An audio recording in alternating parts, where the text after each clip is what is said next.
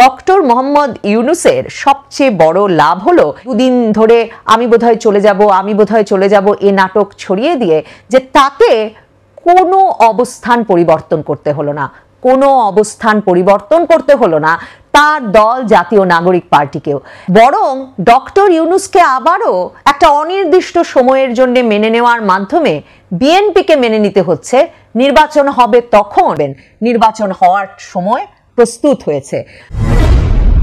বাংলাদেশে ডক্টর মোহাম্মদ ইউনূস মোটামুটি দুদিন যাবত নাটক করবার পর যে তিনি বোধহয় পদত্যাগ করে ফেলবেন, অবশেষে শুক্রবারেই তার পরিকল্পনা উপদেষ্টা ওয়াহিদুদ্দিন মাহমুদ সংবাদ মাধ্যমকে জানিয়েছেন ডক্টর ইউনূস তাদের সঙ্গে মানে উপদেষ্টা পরিষদের সঙ্গে থাকছেন এবং তাদেরকে যে দায়িত্ব দেওয়া হয়েছে সেই দায়িত্ব পালন করে তবেই তারা দায়িত্ব ছাড়বেন। কিন্তু ওয়াহিদুদ্দিন মাহমুদ পরিষ্কার করেন নাই যে তাদেরকে ঠিক কি দায়িত্ব দেওয়া হয়েছে বলে তারা মনে করেন, কারণ সমস্যাটার শুরুই হয়েছে সেখান থেকে। দেখুন, সেনা প্রধান যখন সেনা দরবারে এই ঘোষণা দিয়ে দিলেন এবং যেটা পরিষ্কারভাবে যেটা বেরিয়ে এলো বাইরে, বিদেশি কোম্পানিকে দেওয়া এই একটি বিষয়কেও আসলে অন্তর্বর্তীকালীন সরকারের দায়িত্ব বলে বাংলাদেশের স্বাধীনতা সার্বভৌমত্ব রক্ষার দায়িত্বে নিয়োজিত সেনাপ্রধান সেনাবাহিনী মনে করে না। এবং সেনাপ্রধান সেই সেনা দরবারে এমন কথাও বলে দিয়েছেন যে এর আগের দিন মঙ্গলবার দিন গিয়ে তারা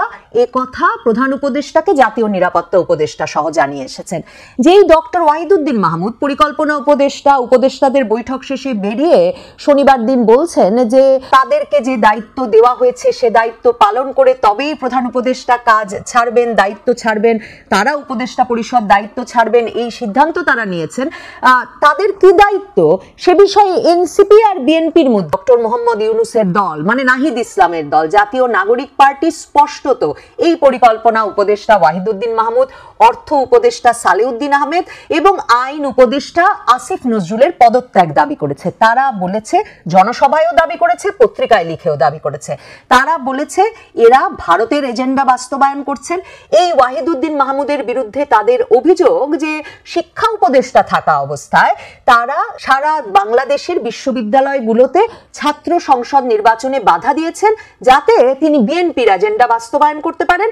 এবং এনসিপি নেতা নাসির উদ্দিন পাটোয়ারি এটাও স্পষ্টত বলেছেন যে এই তিন উপদেষ্টা অন্তর্বর্তীকালীন সরকারে জায়গা পেয়েছিলেন, অর্থাৎ সালেউদ্দিন আহমেদ, ওয়াহিদুদ্দিন মাহমুদ আর আসিফ নজরুল জায়গা পেয়েছিলেন বিএনপির মহাসচিব মির্জা ফখরুল ইসলাম আলমগীরের অনুরোধ ক্রমে বা তার সুপারিশ ক্রমে। কাজেই এই তিনজনকে এখন ছেড়ে দিতে হবে, কারণ এই তিনজন মিলে নাকি ১-১১ সেনাবাহিনী আর ভারতের এজেন্ডা বাস্তবায়ন করছে অন্তর্বর্তীকালীন সরকারের ভেতরে বসে।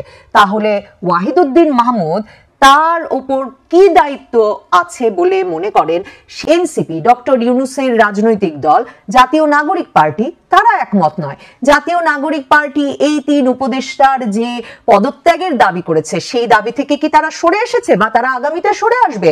তাহলে এই তিন উপদেষ্টাকে রেখে আসলে উপদেষ্টা পরিষদের পক্ষে কি করে শান্তিতে শান্তভাবে কাজ করা সম্ভব? আর শান্তভাবে তারা যদি কাজ করতে না পারেন, তার মানে এনসিপি বারবার আন্দোলনে নামবেন এই উপদেষ্টাদের বিরুদ্ধে, আইন উপদেষ্টার বিরুদ্ধে। তাদের অভিযোগ তিনি জুলাই ঘোষণাপত্র দেরি করছেন, এই পরিকল্পনা উপদেষ্টা, অর্থ উপদেষ্টা নাকি পুরো ব্যাংকিং খাতকে দখল করে ফেলা, আর্থিক খাতকে বিএনপির স্বার্থে দখল করে নিচ্ছেন। তো এই অবিশ্বাসের মধ্যে উপদেষ্টা পরিষদ কাজ করবেন কি করে? নাকি ডক্টর ইউনূসের মতো তারা নাটক করবেন প্রায় পদত্যাগ করার, যে কাজের পরিবেশ নেই। কিন্তু আসলে এই প্রবীণ উপদেষ্টাদের বেশ ভালোই লাগছে যে তারা উপদেষ্টা পরিষদে আছেন এবং অন্তর্বর্তীকালীন সরকারের দায়িত্ব পালন করছেন। কাজে যে যা বলুক শেষ পর্যন্ত তারা দায়িত্বে থাকবেন, এটাই তাদের একমাত্র উদ্দেশ্য।